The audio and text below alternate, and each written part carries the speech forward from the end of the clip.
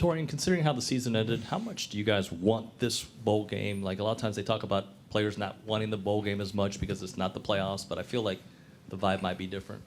Oh, we need this win. Trust me. We lost our last 3 SEC games. Really, the games that really mean something, we lost them. So we want to go out with the bang on next Friday, go win, and set us up for the next 8 months to come. We'll go front row on the right side to Travis. Hey, Torian. Yeah, I know you can't talk about names specifically, but just with the transfer portal, what's it like being a player, seeing guys come in? How involved are you in talking to those guys, making pitches? What is that process like for you? I mean, the coaches, they're always going to ask me to host or just spend time with the recruits, So I spend time with them. I just tell them what it is. I call it how it is. I tell them the truth, I tell them that this is the best place to play. Kyle Field is second to none. You're going to be surrounded with great players and great coaches. So, I mean, who wouldn't want to be here at Texas A&M?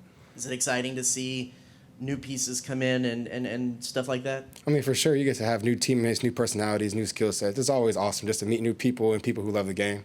Yeah, and then first time playing USC, A&M, be playing USC in like 50 years. Is it exciting to see a team like that A&M hasn't played and get to play against a team A&M hasn't played in a while? Oh, for sure. It's cool to travel out west to play a West Coast team, play on the West Coast, good skill set. They're a good team. I know they're riddled with people going to the NFL or transfer portal as well. So, but it's a big name brand. We're a big name brand here as well, so it'll be a good matchup come Friday night. We'll stay on that front row to Brent, and then Tony. Ask Marcel this. Growing up a football fan, do you have any memories of watching bowl games, like on New Year's Day, things like that? And if so, what are they? Oh, yeah, just whatever the biggest game was, the biggest stage. I've just been attracted to that. I love big-time football, games that matter, games that have a lot riding on the line for it, really. So the playoff game is probably what I watched the most growing up. Is there one that stands out to you that you look back on? I remember the first playoff game when Ohio State beat Alabama and Ezekiel Elliott had a game. I remember that one. So the bowls have changed so much in the past 4 or 5 years. As I mentioned to Marcel, like Marshall, I think had to opt out of its bowl game because of the portal and things like that. Do you have any solutions? What can be fixed to keep the bowls moving forward and guys playing in games that matter? No, I just leave that up to people who that's their job. I just focus on here at Texas A&M, my guys in my locker room. But I know there's a lot of problems going on. I see Coach Franklin over there at Penn State talking about what could be fixed. But as far as like actually fixing it, I leave that to other people. I figured as a player you might could fix it. Oh no, not me. Maybe other players, but I can't fix that problem. That's above me. We'll go third row on the left side to Tony, and then Alex.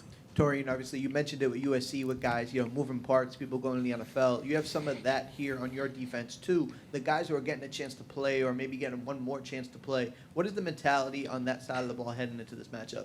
It's time to show that you can go play football. Of course, throughout the course of the season, people want to play, but maybe the opportunity isn't there or they have better guys in front of them. I wouldn't even say better guys, but more experienced guys, but we're really thin. It's just that time of year. It's December in college football right now. So it's time for people who haven't had the opportunity to play as much to go out there and put it on display. We'll go second row on the left side to Alex. So you're a captain of the team. You're coming back next year. You seem pretty eager to get this program to take another step forward. Just as you're meeting with guys that are coming through the transfer portal, just what's been your pitch to them as why they should come here, be a part of A&M, be a part of this defense to try and get A&M to take that next step? I mean, we're on the brink of taking the next step. I think Coach Elko put it best the Monday following the Texas loss. I feel like we're one game away from having an elite foundation year for the first-year coach and first-year staff to be one game away from the SEC championship. That means a lot. And like I said, we had plenty of opportunities to go make it happen, and we squandered those. So I feel like we could add a couple more pieces, and hopefully it put us over the edge. Yeah, and Coach Elko told us the signing day press conference that Scooby's going to come back. Just what's that mean for your defense and the linebacker group in particular? I mean, that's awesome. Scooby adds a ton of veteran experience. Scooby is a baller. Scooby finds the ball. He has a nose for the ball. Smart dude. He's awesome to work with. I mean, I love Scooby Williams. We'll go back behind the lights on the left side to Tyler. Yeah, Torian, after the loss to Texas, obviously you're pretty upset, and with everything that was on the line, came up short. So, how did you personally kind of shift maybe your mentality of what's ahead and how the season ends?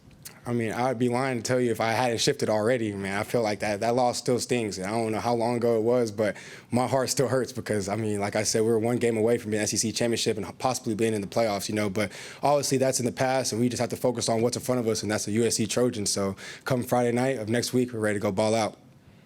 Being one of the leaders on the team, do you kind of use that feeling, that experience as fuel for this offseason? It has to be fuel. That's the biggest game of the year. 9.75 million people watched that game. It was one of the biggest games of the year, so for us not to pull it out, it hurts. And obviously, you'd be a fool not to use that as motivation because that's how close you were. You're 10 points away, you're 30 minutes away from being in the game that we hope to be in all year long.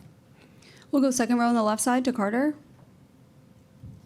Torian, I wonder just the extra practices you guys get with bowl game prep and also the extra game. What can that do for you guys for next season and building toward next season? I mean, it's reps, so anytime you take the field, you want to go out there and make those reps meaningful. You just want to go out there and squander those reps or not, take full advantage of it. There's an opportunity to get better, so why not go get better and treat it the right way and be focused and, prepare for the game upcoming.